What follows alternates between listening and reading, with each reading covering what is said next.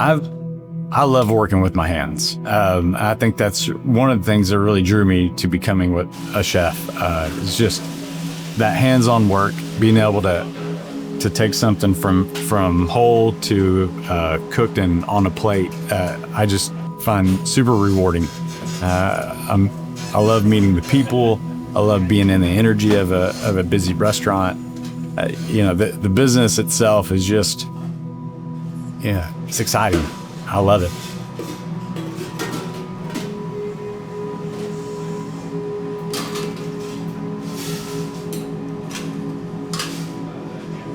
Early on, early elementary school was always a struggle for me. I don't think teachers quite knew what to do with me because just the performance wasn't good. It was never really there. So, kind of a couple of the teachers that I kind of knew what was going on. They spoke to my parents and said, there's a gap here. We've got them in special education classes, but that's really not a good fit. But regular classes aren't a good fit for them either. So you may want to go have them tested and kind of checked out. And that's kind of how we first fell upon testing for dyslexia and ADD. And turns out I'm dyslexic, and so then we began the research of what to do about that and where to go. And confidence in any kid is a big deal. And I was faced with a lot of repeated failure over and over again, kind of at a pretty early age. So by the time I got to, I believe it was fourth grade, I was pretty. I was done with school already, as a pretty young kid. A lot of families that come in, especially those from generational poverty, will hear the parents say, school is really hard for me, or I never finished school because there was so much frustration and anxiety. And if I can make it better for my kiddo and they can actually finish, then I'm changing their life and what the trajectory of their life. And so my passion with that is just like, we're changing people's worlds by being able to give a kiddo the opportunity that maybe their parent never knew was out there, or their parent gave up because no one said, this is what is going on with you in your learning.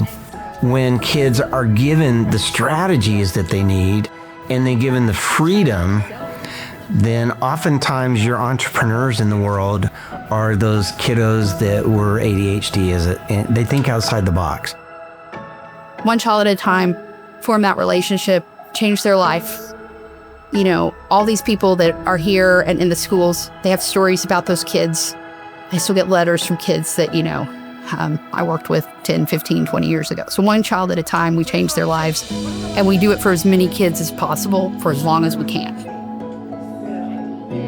What Paslay Foundation has allowed us to do is go in and serve hundreds of children in these kind of underserved schools that I didn't even know really prior to that existed. I mean, some of the schools are so small, maybe they have 80 or 90 kids. And so we'll send reading specialists in, we'll do evaluations, we'll put together individualized programs, and we'll either do one-on-one like we do here in the clinic or small group to support those children. Changing that life trajectory of having kids that have poverty situations be able to leave those situations to go on to have college or career, whatever that looks like for them, to be successful adults, then, that's our end game, right? To create successful contributing adults that become part of the fabric of our society here in Fort Worth. And I think, that's Marcus, right? I mean, somebody did that for him.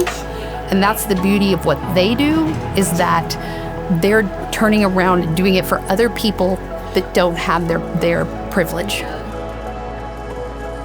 So in fourth grade, I started at Hill School, and really that's one of the biggest gifts they gave me was kind of restoring that confidence, and along with teaching me different methods and techniques and stuff like that to adapt with my dyslexia.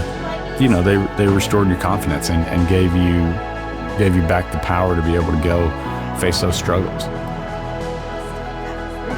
Our hope for Paslay Foundation is that it keeps providing these financial resources for kids that need it, and for kids that it'll make a difference for.